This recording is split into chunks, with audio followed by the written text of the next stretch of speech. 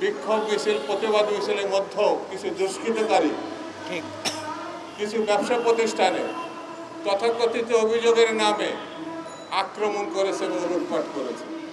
ইহুদিরা অন্য কোনো জাতির বিরুদ্ধে এরকম নৃশংস হবে সেই সময় আমরা প্রত্যাশা করি। ইতিহাস সাক্ষ্য দেয় যে জায়গায় এখন ইসরায়েল রাষ্ট্র হিসাবে পরিচিত সেটিও ফিলিস্তিনিদের ভূমি ছিল এবং সেই ভূমির আশ্রয় নিয়েছিল তারা। কেউ কেউ দখলকারকে শক্তি হিসাবে মনে করে, কিন্তু ইউরোপ আমেরিকা তখন তাদেরকে জায়গা দেওয়ার জন্য অনুরোধ করেছিল। কিন্তু দখলদাররা যে পুরো ভূমি তারা দখলে নিবে তখন কেউ প্রত্যাশা করে।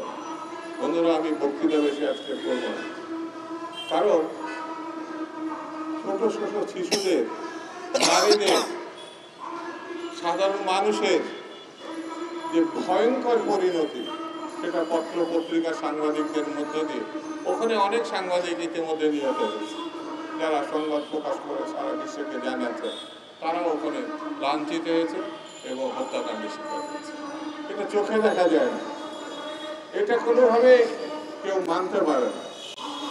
মানবতার শত্রু হিসাবে যারা পৃথিবীতে আছে, যেমন বার্মা বা মায়ানমার থেকে যখন বাঙালিদেরকে উচ্ছেদ করেছে, হত্যাকাণ্ডের মাধ্যমে নিশ্চিহ্ন করতে চেয়েছে, মানবতার শত্রু হিসাবে মায়ানমারকে সারা বিশ্ব তখন ঘৃণা প্রকাশ করেছে।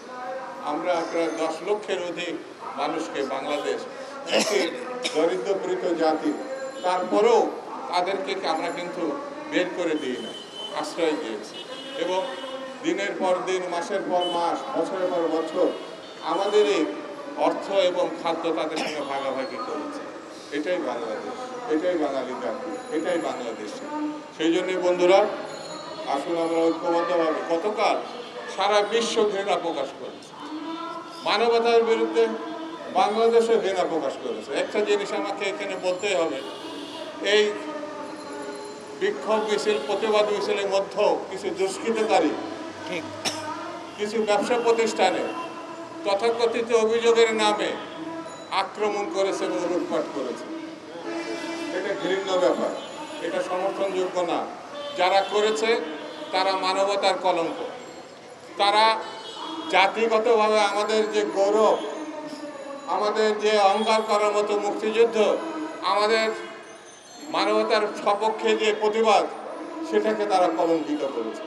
আগামীতে এদের বিরুদ্ধে, এই লুটপাটকারী, এই দখলদার, তাদের বিরুদ্ধে আমাদের সজাগ থাকতে হবে, ঐক্যবদ্ধ থাকতে হবে। বন্ধুরা, কালকে বাংলাদেশ সহ সারা বিশ্ব, মুসলিম বিশ্ব বলবো না, সারা বিশ্ব এই ঘৃণ্য প্রচেষ্টার বিরুদ্ধে দাঁড়িয়েছে।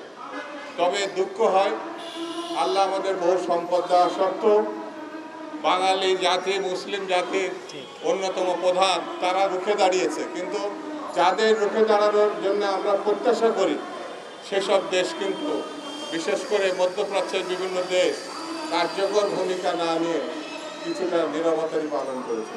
আমার মনে হয় এটা পরিহার করে সারা বিশ্বের সঙ্গে ইসলামী জাতির অতীতের যে লড়াইয়ের ইতিহাস, সেটাকে ধারণ করে এই মানবতার সপক্ষে আমাদের দাঁড়াতে হবে।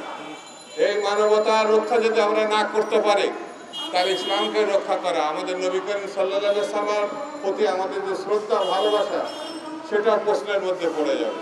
সেই জন্যে সবাইকে আমি এই মানবতার বিরুদ্ধে ঐক্যবদ্ধ হওয়ার আহ্বান জানিয়ে, সবাইকে ধন্যবাদ জানিয়ে আমি আমার বক্তব্য শেষ।